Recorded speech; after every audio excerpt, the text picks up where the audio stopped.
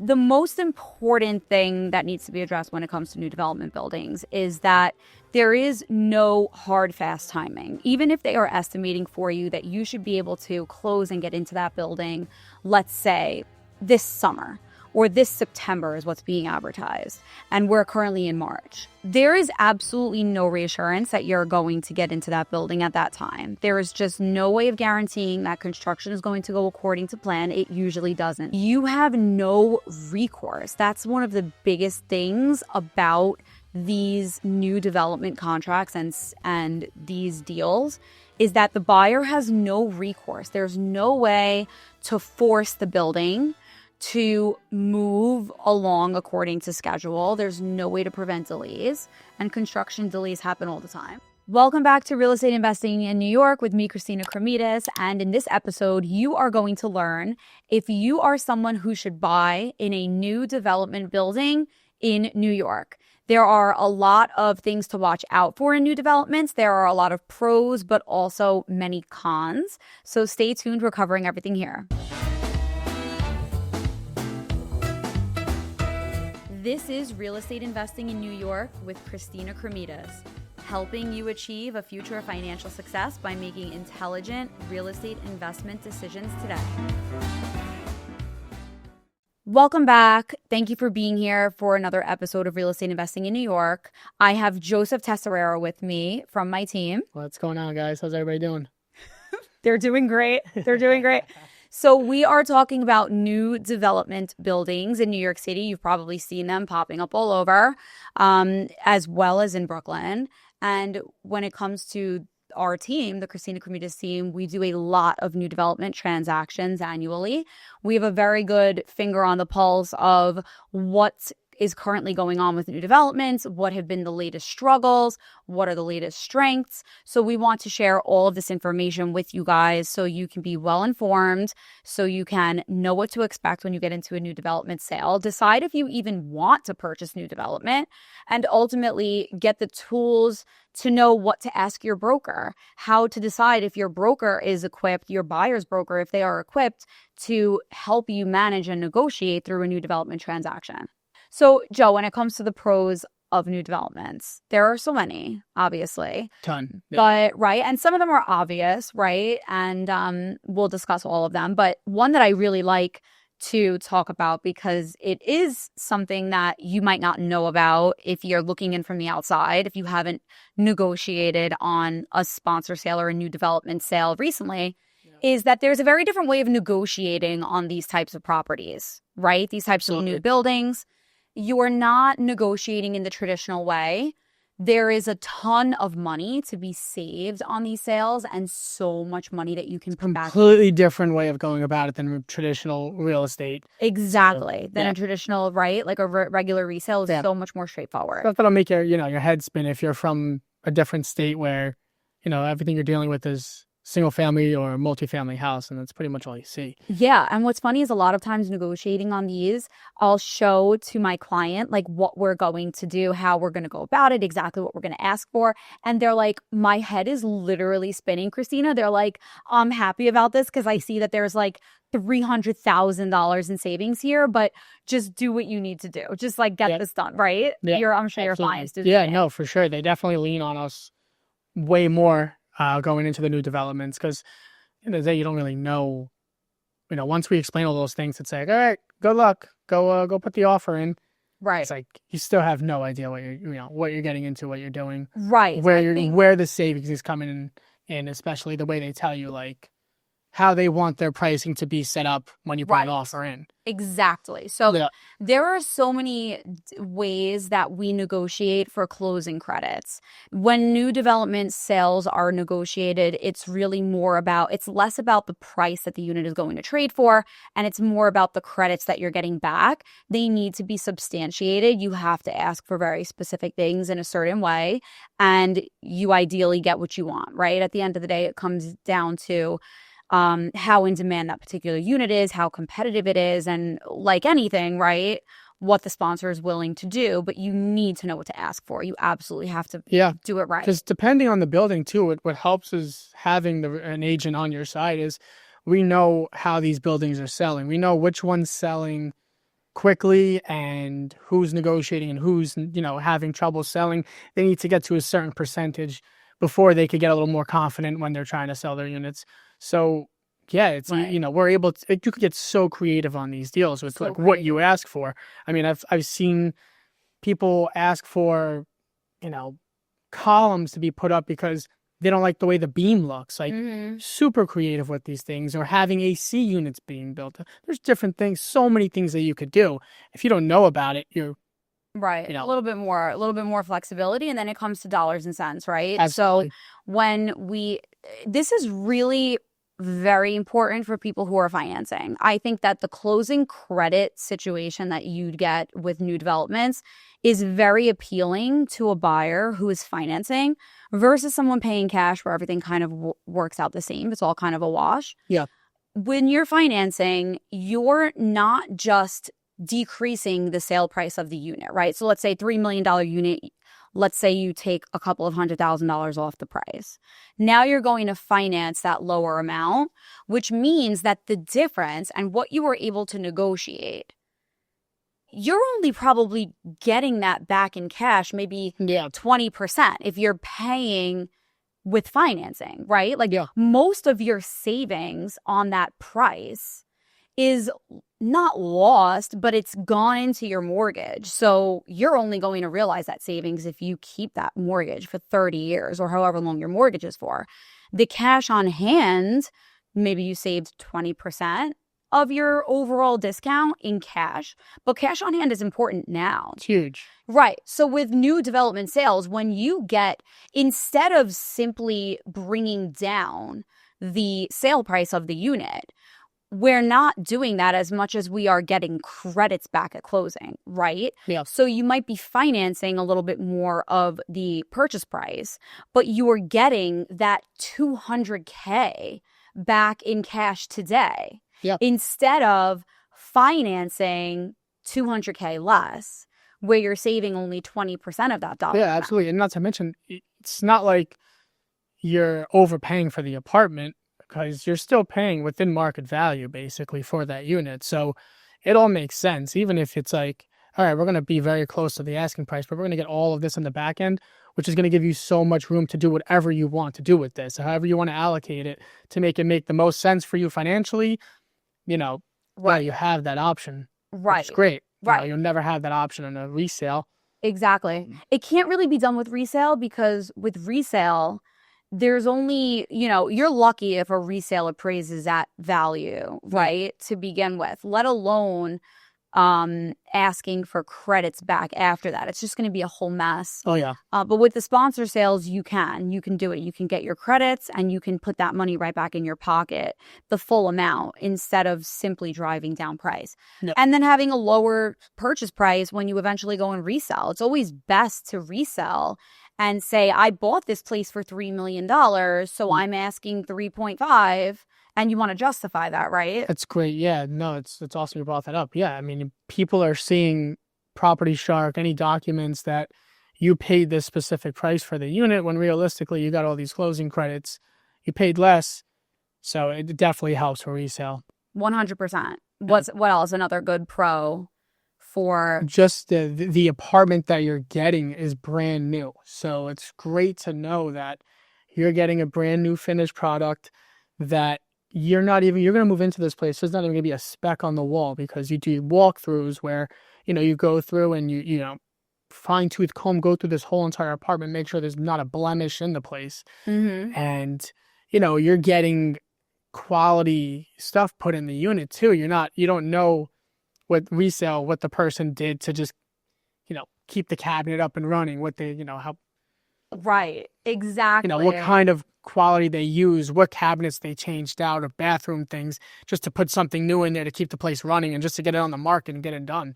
No, you're getting quality, appliances and stone shipped in from Italy, the whole 9 yards. Like, you're moving into an apartment that you really don't have to touch for 9 to 10 years. And now if you see the way these new developments are going about things, they're going with the neutral colors. So nothing's really going out of style. It's not too unique that it's like, this is incredible. Now, 10 years down the road, when I want to sell this, going to have to probably redo the kitchen because this isn't going to be in style in 10 years from now. No, they're going with the neutral colors and just really a great, great asset. Yeah, definitely. Yeah. I completely agree with that. No one's lived in there before. Absolutely brand new. It's it'll stand the test of time.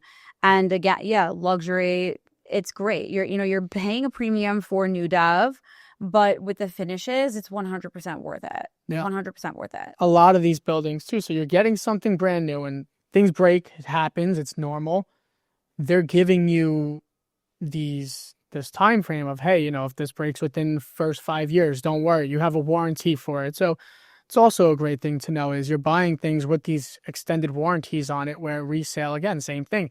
You bought something that, all these appliances, yeah, they have a 5-year warranty, but they have 7 months left on them because I've had them that long. Right. So that's something good to know too is, yeah, you may buy a place resale that you loved more, that you saw more into it, but you're going to probably have to put money into it. And if not now, in the near future. Absolutely. The warranty is something that's important. Yeah. There's usually a period of time where the sponsor is willing to cover issues. Like if it's a construction defect, if something breaks sooner than it should, the building overall will be covered for a certain period of time. Every contract is different, so I don't want to name a period of time. It's not a decade, but it's there's some time. Yeah, they're all different. I know some of them they do 12 months, some do a few years. So right. And then you have your appliances, which is more so between you and the appliance company. But it's amazing that there's a new appliance in there. You can register your product as soon as you close. And now you have a couple of years where that product is taken care of. 100%. Like, I completely agree with that. That's so great. There's a prestige. There's a prestige associated with these luxury new development buildings. They get buzz. They're usually written up in media articles. If they're a big building, you have celebrity eyeballs on it. You might have celebrity neighbors. You get a lot of very wealthy clientele that come into these new development buildings because they're easy to buy. There is no hoops and hurdles that you have to go through to purchase in one. It's pretty easy, which you'll get to. And you see a lot of wealth in these new development buildings, and you also see foreign wealth too, because since they're condo, foreign people can purchase very easily as well. So you get that buzzy, trendy type of building as well, which a lot of people love. Absolutely. I mean, and you see the difference in, so many clients that I've worked with, we walk into the resale buildings and great unit, everything is great. There's nothing wrong with it. But then you just walk into a new development and it's just a different feeling of like, oh, wow, should have started with this unit first. Yeah, clean slate. Yeah, you're walking in the lobby, everything is, pristine. You could, the units are brand new. So it just, people really do gravitate towards that when they see it. They may say to you in the beginning, like, I don't care. I kind of like a lot of times I get this. I like the old apartments. They're bigger. You get more space. And then they'll step into the new development and be like, never mind. That's what happened with me. Yeah. That's actually what happened with me when I bought my apartment. I was so convinced that I wanted a townhouse style apartment, and I couldn't get myself to fall in love with anything. And then my broker was like, you need to go into this building. And it was sponsored, selling off a newly renovated building. And I fell in love with it. Like, it just checked the boxes that I didn't even know I had. Exactly. That's the thing. You start seeing things like, well, a wine fridge. That's well, sure. Right. Heated bathroom floors. Yeah. Oh, cool. And these are all things that you get in the new developments. Right. You don't really get and the reassurance. Like, feeling like it's new. Like, you're looking at townhouses and things. Like, it looks like if you breathe on it the wrong way, it's like ready to breathe. Yes, exactly. Right. So then board approval. Yeah, I mean, that's another thing too, is there is none. You don't have to deal with that, Yeah, I mean, co-ops, if you don't want to put your whole family's history out there, basically, just to get approved for this building, condos, the new development way is there is no application. There is no board approval. You're putting maybe an emergency contact information. That's literally it. And that's it. And then you just wait for closing. It's kind of like buying, it's not really comparable, but it's like buying a house in the suburbs where You get into contract and you wait till closing. That's it. Exactly. There's no building approval at all. Even in a condo, you always have to deal with that. Yeah. And this is absolutely expedites the entire process. So we spoke a lot about what's great about new developments, but this episode is even more so about the watch outs and what do you need to know? Because right now everyone's like, okay, great. Like, sign me up. Like, this is, why are you saying that it might not be for me? Who would this not be for? There's always cons. There's always cons. So we do need to talk about the cons. I want to let people know so that they're well informed exactly what to look out for with these buildings. Yeah. The most important thing that needs to be addressed when it comes to new development buildings is that there is no hard, fast timing. Even if they are estimating for you that you should be able to close and get into that building, let's say this summer, or this September is what's being advertised, and we're currently in March. There is absolutely no reassurance that you're going to get into that building at that time. There is just no way of guaranteeing that construction is going to go according to plan. It usually doesn't. Yeah. And there are very often delays. You have no recourse. That's one of the biggest things about these new development contracts and these deals is that the buyer has no recourse. There's no way to force the building to move along according to schedule. There's no way to prevent delays, and construction delays happen all the time. Yeah, they always leave themselves with like that room of like, there's always the unexpected delays. Right. And there's nothing, the contracts heavily favor the sponsor. So there is nothing that a buyer can do if we're waiting for way longer than we anticipate. So it's difficult to plan for a buyer. Like, they don't know when they're moving. They don't know when to give up their current unit. They don't know how long to keep their stuff in storage.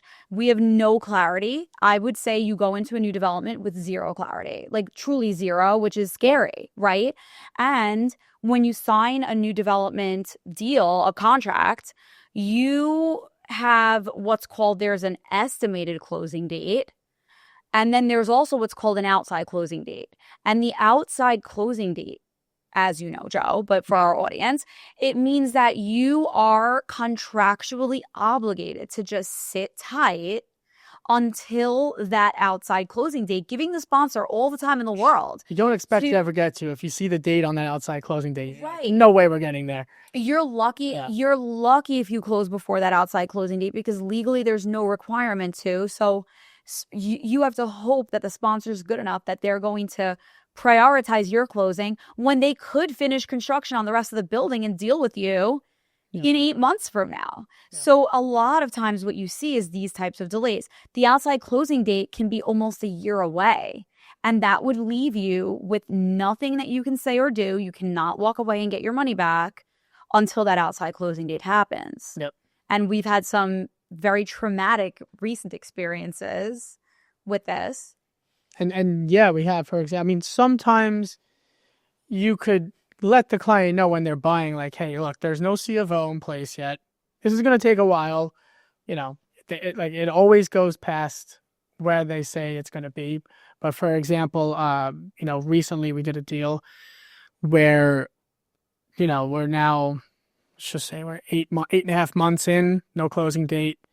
Blew past the outside closing date back in February. Mm-hmm. And really, before that outside closing date, there's nothing that you could do. The developer has all the time in the world at that point where you're kind of like, all right, I guess the emails and the phone calls aren't working. Where do we go from here? And just more unexpected delays. Right. As they keep happening, it just keeps getting pushed back and pushed back. And, the great thing is of having a broker is that, hey, we could step back in and let's renegotiate. Our client was very stressed out with these timing issues. And his answer was he was planning on walking away. He wanted to walk away, and he wanted to tell the sponsor that he was going to walk away in hopes that it would get things sped up. It was very clear that they were not able to speed things up in this particular unit. They had an issue sourcing materials, and the unit just simply wasn't done with construction. Yeah. So we had to find other ways. We hunted down the developer, honestly. I mean, to give him credit, he was nice, and he was stand up guy enough to get on the phone with us, and he talked through everything that was going on in great detail. We were able to provide our client with excellent information, and on that phone call, we were able to negotiate a little bit more. We got money back for our client. So, you know, there could have been a lot of money left on the table. This buyer would have just had to sit and wait, or just, you know, leave a deal that he was already in for 7 months because he wasn't happy with what was happening. So being able to get on the phone directly with the developer and get all that clarity really eased his mind.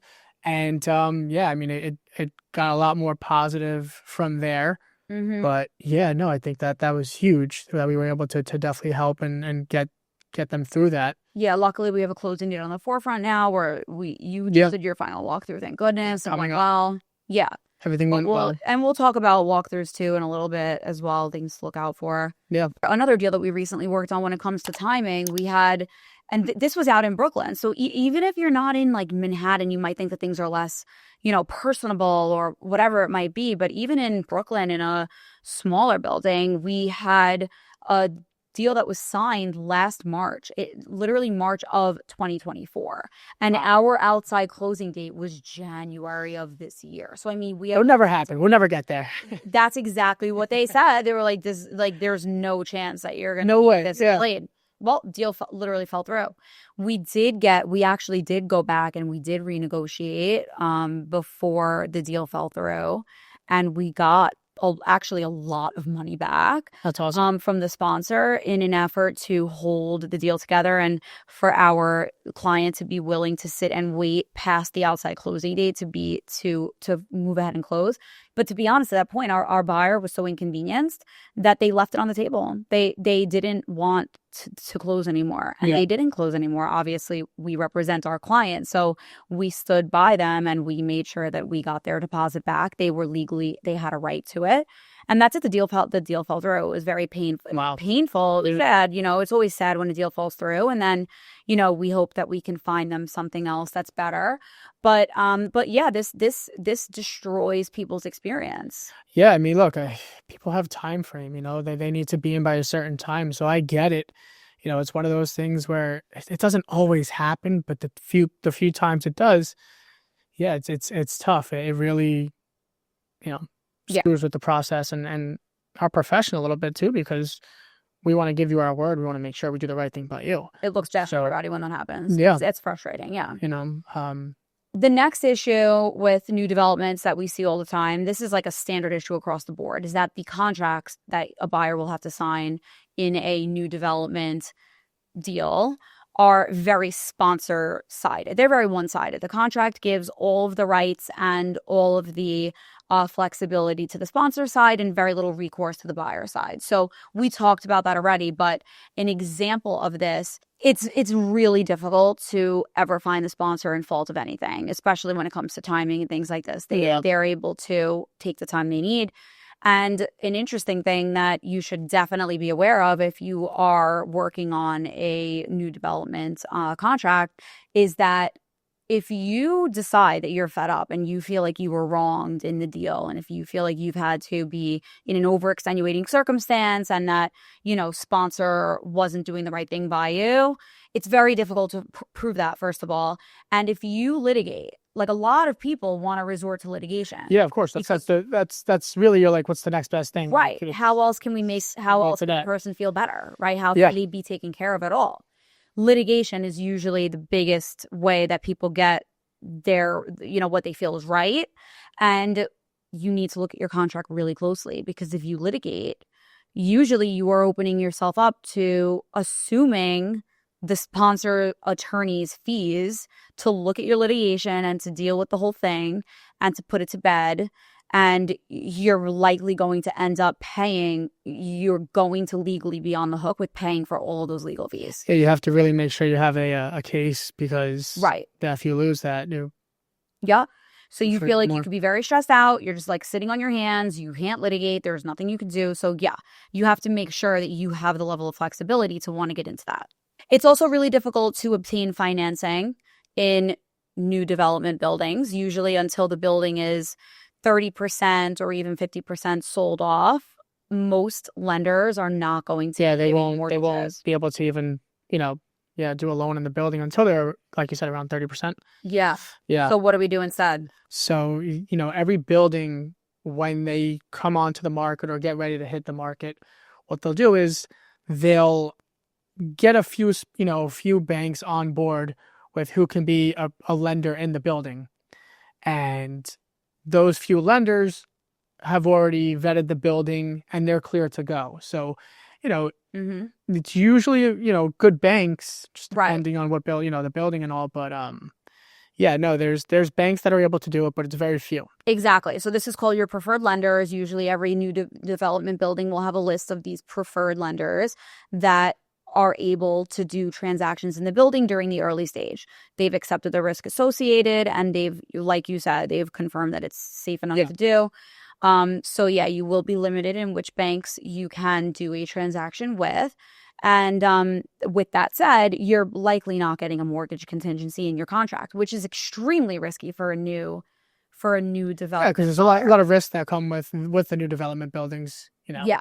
So when you forfeit your mortgage contingency, which is what you will have to do, especially in the early stages of new development, I had to do it when I bought in my building. You're ultimately saying, like, you have to be really confident that you as a buyer are going to be approved, because the bank is not going to reject the deal because of the building, because they already have the building on board. But if you can't get that loan, you still have to buy the place. Like to the developer, they have to sell out 100, 200, 300 units. Like, this is business to them. They are not messing around. Like, if you can't get approved for your mortgage anymore, they don't want that to slow down their sales. This is their business and this is their track record. So you likely are not getting a mortgage contingency. With that said, once the building is further along, let's say like 50% sold. Yeah, they start to ease up on that. They ease up on that, right? Like, so you can negotiate a contingency in there for yourself, though they are never going to want to make you think you can get it. So you just need to know what to push for. They'll never bring it up. And if you put an offer in, they'll say saying, but just like even when they start, easing up on it and start allowing it, if your offer goes in and you don't ask for it, they're not going to bring it up to you. Right. And they're still going to try to not give it to you. Of course. Yeah. I've had multiple negotiation rounds in the past with specific clients with new development deals where they said no until the last round of negotiation. Yep. Really, and sometimes you really have to demand it. You have to push. And only when it's possible will they give it to you. Like, if the building is super new and there really is a heavy risk there that something might fall through, they're not going to give it to you. Yeah. But you can't, you can try for it. So we mentioned the credits that you can get, right? Which is great because there are different things that you can negotiate for and get money back. We mentioned that as one of the pros. But one of the cons is that there are much higher closing costs associated with new development sales than in resale, right? Yeah. In new development sales, the buyer assumes mostly all of the closing costs in the transaction, meaning the seller's closing costs too. Yeah. So usually the developer fees. Yeah. Yes. Usually in resale, you have the seller paying the New York City and New York State transfer taxes, which equate to almost 2% of your property sale price. And it increases as the price of the property increases. And that's a lot of money when you start talking about multi-million-dollar properties. Yeah, that's assumed by the buyer. So is the seller's attorney fee, right? That's usually a seller closing cost in new development sales that gets put onto the buyer. Yep. Filing fees, things like this. And then, of course, when it comes to new development buildings, you're contributing to the resident manager's unit, right? Usually there's a super or a resident manager that has a unit in the building. You are contributing your fair share to buy that unit. Help build the funds for the building. Yeah, you're putting maintenance up front, and every unit has to put towards it. You're building a reserve fund. The building does not have a reserve fund yet, so when you close, you have to give a couple of months of maintenance up front at closing to start building the reserve fund. Yeah. So there are a huge amount of additional costs for new developments that you would never have if you were buying resale. Now, the good news is that those costs and then some are usually things that, when done correctly, you can negotiate them to come back to you, right? To go your way. Yeah, that's usually something we push for. That's the hardest thing you push for. And then after that, there's still hundreds of thousands of dollars that we are able to potentially get for closing fees and things like that as well. Yeah, it's very, very, very rare that I hear of any buyers wanting to negotiate directly with new development buildings without being represented by a broker. I think it's one of the biggest mistakes that one can make when buying real estate. Yeah, I think it's crazy to just walk in there and not knowing, just be like, oh yeah, there's already agents in here in the building, so I'll just go knock on the door and, hey, show me some apartments. It is guaranteed. It is guaranteed. I would say 99% guaranteed. Yeah. That you are going to grossly overpay. Yeah, they're working for a developer who just built this whole building and wants to get as much money back as possible. They need that money. Save as much money as possible. So, yeah, they're not telling their sellers, hey, the seller's agent, hey, let them know that they don't have to pay these sponsor fees. No, they're not going to tell you that. 100%. You are leaving hundreds. They're going to let you know, like, hey, you're buying a premium product. With the premium product comes some extra fees, and these are the extra fees. And it's hundreds of thousands of dollars. You are leaving on the table, if you do not have a broker negotiating for you correctly. Not just negotiating, but negotiating correctly. Like, we have so much experience with these. We know exactly all of the different ways you can ask for things and different things that you can ask for to get that money back. And when you're looking at a premium product like this, we're talking multi-million-dollar premium products. Yeah. This is not your average home buyer who has just enough money that they've scrapped together for their down payment, and they're putting it all on the line for this. And their proof of funds shows that this is all they've got. So a resale seller has to just, negotiate.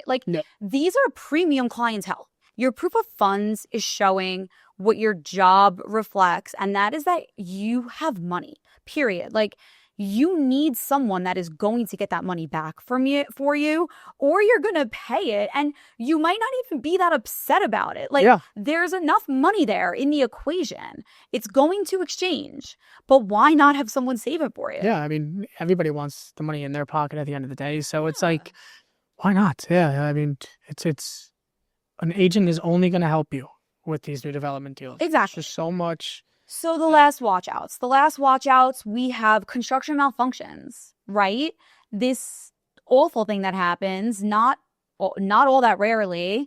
And it's impossible to know that it's going to happen until after you close and move in and the rest of the building moves in. And now we have everybody demanding on the resources, putting strain on the resources in the building and the plumbing in the building and the storms that will affect the facade of the building. You will not know every issue that might arise until you're in there. There is no track record. That is one of the most difficult things about the new development sales, is that you cannot look at meeting minutes, the past 3 to 5 years worth of meeting minutes, like an attorney usually will do in a building that's been up and running, to see what kind of issues are going on. Yep. You have no idea what is happening. So we've had deals where, unfortunately, even after doing a thorough inspection, we had situations where HVACs, the AC units were a total mess.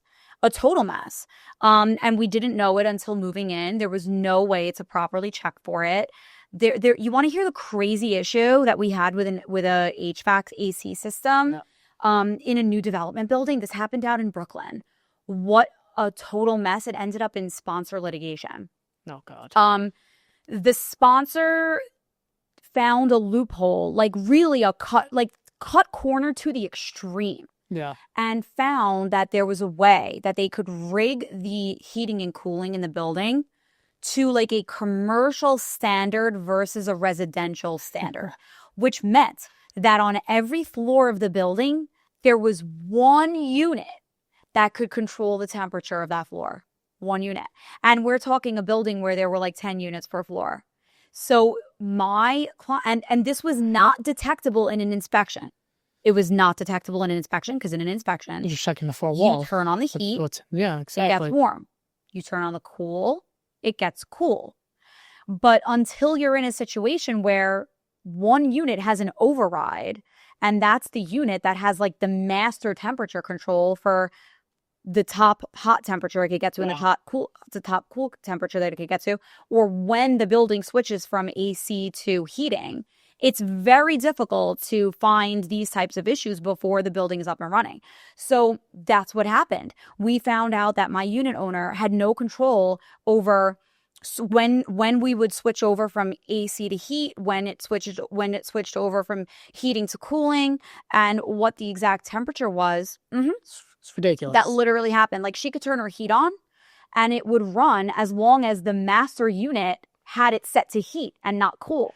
It was completely ridiculous. They had to sue the developer. What a total mess. Yeah. They had, like, literally my client's life was, they had a group text string for the floor to like discuss the temperature controls for the master. And thank God the master unit in that floor was like working with everyone. But what an absolute disgrace.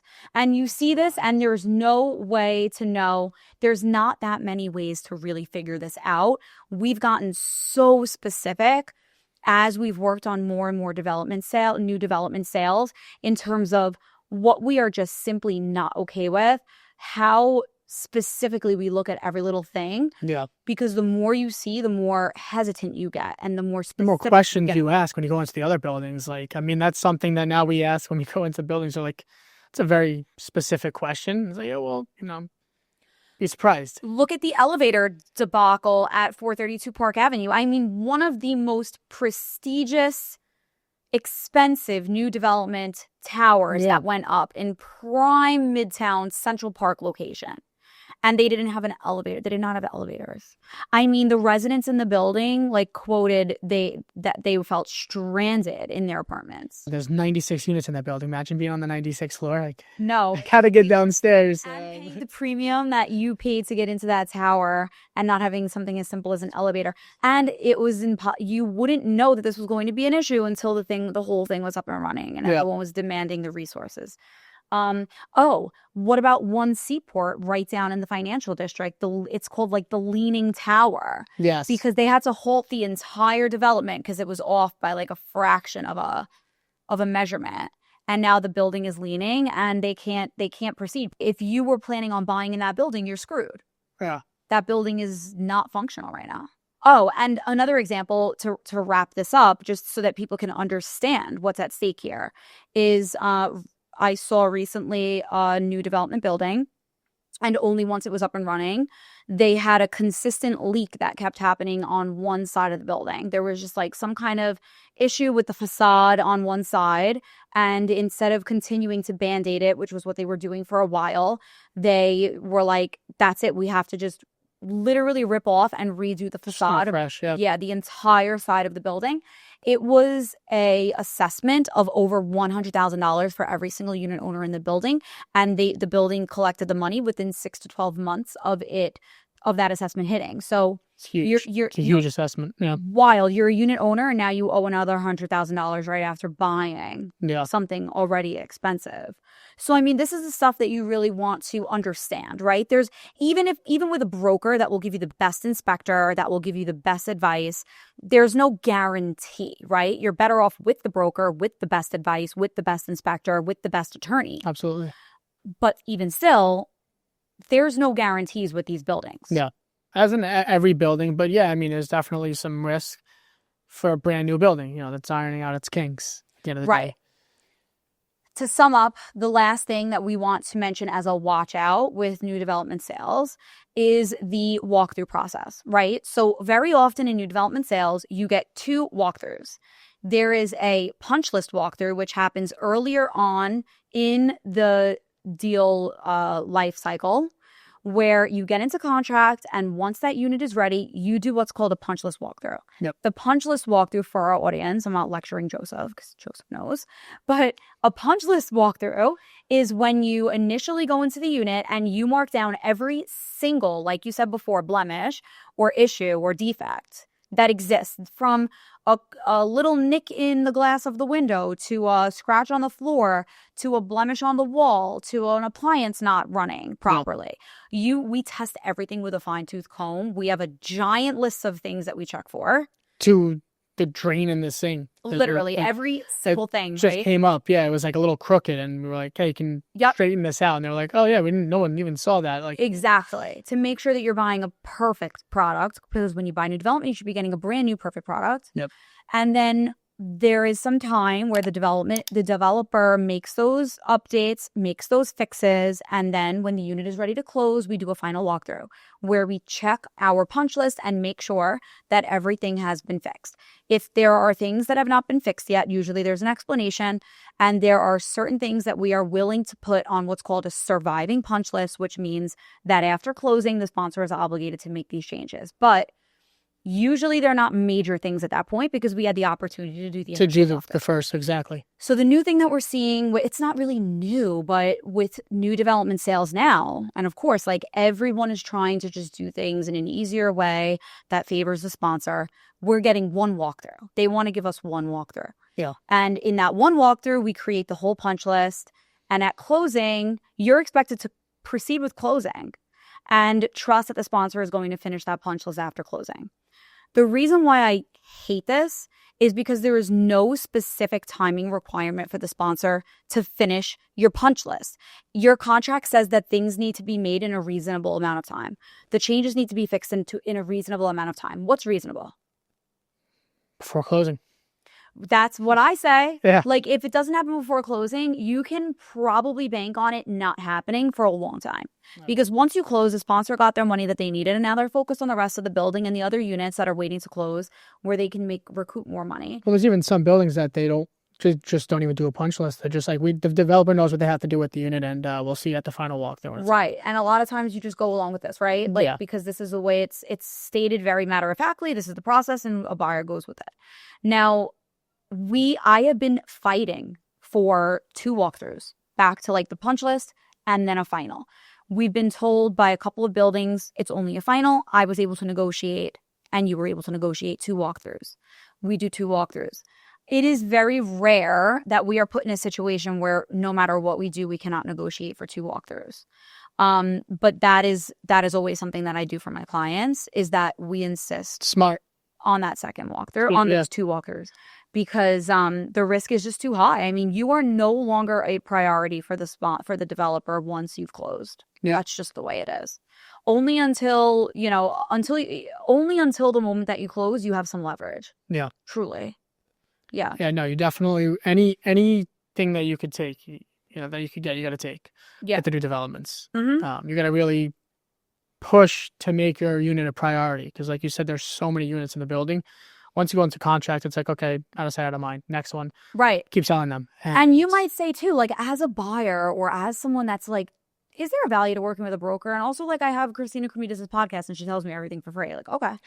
However, to be honest with you, how long was that phone call with the developer for your client that we mentioned earlier? That was about an hour. That was a very long phone call. Very, yeah. So, like, as much as my clients are well-esteemed individuals, you are just not negotiating the way a seasoned, and I say seasoned for a reason, the way an expert real estate broker is going to negotiate and get you what you need, the way we're going to speak with a developer, the way we're going to mention certain things that go on in the industry, the way that just as good at our clients are in their area of expertise in their industry, and how as smart as we are and as much money as we make and as high ranking we are at our company, we're not going to know what our clients know about their respective field. Yeah. And also, I mean, it's an emotional purchase for them. Right. A lot of people, this is, whether it's your first purchase or this is a purchase for an investment, it's an emotional purchase. Exactly. For us, this is a transaction that we're here to help you make sure that you're being very well taken care of. Right. So, we're not getting on the phone with them, screaming at them, cursing them out, flipping out on that. No, we're going about this from a business perspective of things. What to say, the way a lawyer knows what to say. Like, you could be extremely intelligent and get into a courtroom and totally blow it. Yeah. Because you just don't know the right exact thing to say. That's exactly what you deal with. So, we don't preach to people, but the importance of a real estate agent in a new development sale is incredibly critical, incredibly important. So that is what I want to leave our audience with. the watch outs, the things that are great, the things that are difficult, the things to know. Definitely. Let's finish this episode because I know that our audience has places to go and we have places to go. Thank you. Thanks for having me. Give everyone their time. And that concludes this episode. Thank you so much, Joe, for being on it. Thank you. Thanks. Your expertise and your perspective is very valuable to us. Thank you. Thank you.